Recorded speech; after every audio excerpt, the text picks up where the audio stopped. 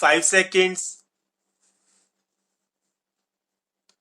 Start. I shall speak only for another 7 or 8 minutes. I had intended to speak both about the recruitment to the higher services and the policy of the government with regard to the purchase of the products of the cottage and small scale industries, but I wish to drop the later subject and confine my attention only to the recruitment to the higher ranks of the defense and civil services.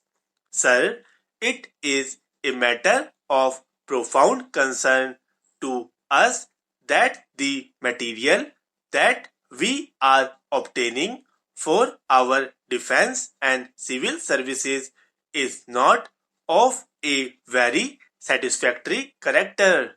Having a little more knowledge of the efficiency of the students who try to enter the NDA, the National Defense Academy, I think I can say with some confidence that we have no reason to be proud of the material that we are obtaining for our National Defense Academy. Indeed, persons competent to speak on this subject have said to me from time to time that they are afraid that the standard has deteriorated in the last few years. Sir, this is another matter which ought to receive the earnest attention of the government. What I have said about the defense services is, I think, also true of the civil services. I know that our country is poor and that if our young people want high salaries and allowances that men in their positions are getting in other countries, we cannot gratify their desire. We have to think not merely of the poverty of the country, but of the resources that are needed at the present time to develop it as quickly as possible.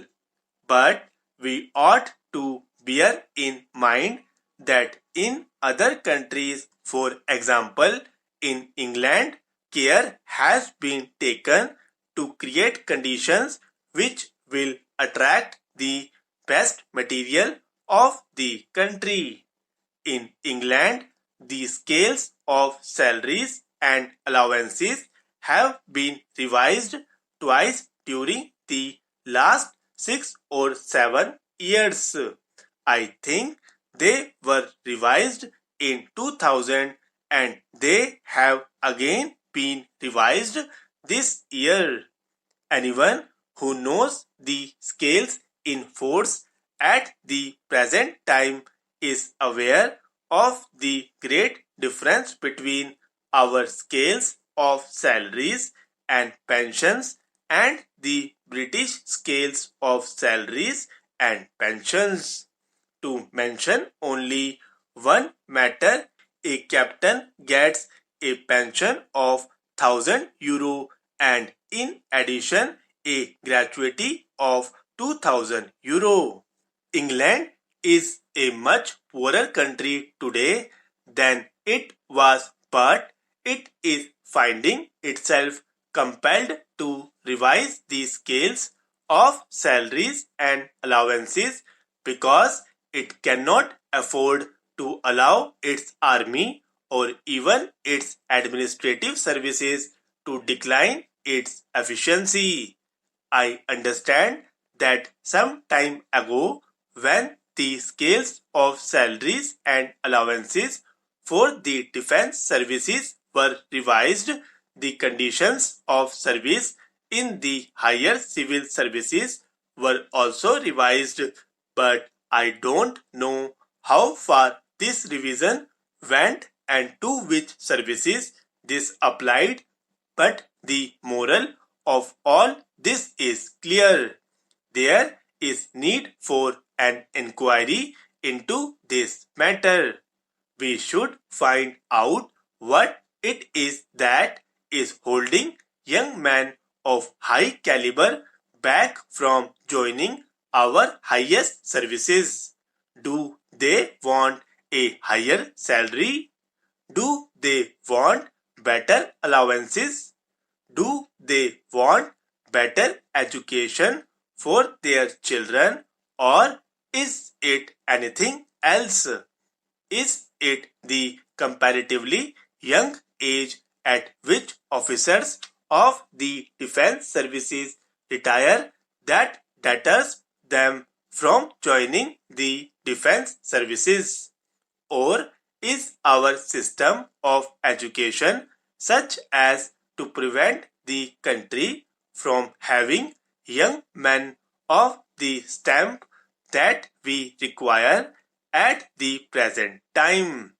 In our National Defense Academy, there are 800 or 900 cadets. I have tried to find out how many of these cadets were sons of officers. I do not know whether the information that I have obtained is correct or not, but I understand that they can be counted on the fingers of one hand. I am not at all sorry if these are sons of JCOs and other ranks in the National Defense Academy, or sons of people belonging to humble stations in life who have been able to pass the tests laid down for admission to the academy. Indeed, it is a matter of pleasure to me to see that young men from all walks of life can now find it possible to join the academy, but I cannot lightly brush aside the fact that the officers of the army supply only a few young men to our defense services. I do not know whether government have made any enquiry into this matter, but I understand that either the government or the chief of the army staff has had this matter investigated.